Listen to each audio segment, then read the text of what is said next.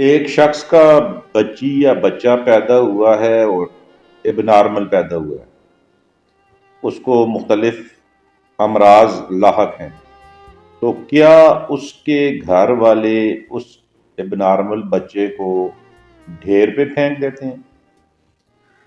میں نے اپنی زندگی میں دیکھا ہے بہت سے لوگوں نے کئی دہائیوں تک ان بچوں کا علاج معالجہ کروایا، حفاظت بھی کی، لیکن کیا وجہ ہے کہ ایک صحت مند، چلتا پھرتا، پڑھا لکھا، ہر لحاظ سے مکمل خاندان کے فرد کو اس خاندان کے لوگ اکیلا چھوڑ دیتے ہیں، جبکہ ایک اب نارمل بچے کو، ایک بیمار بچے کو خاندان کے لوگ کئی دہائیوں تک سنبھالتے ہیں۔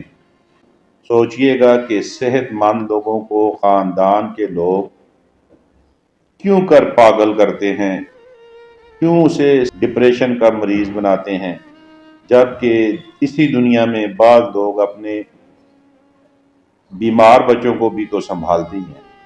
اپنی خصوصی دعاؤں میں یاد رکھیے گا۔ والسلام۔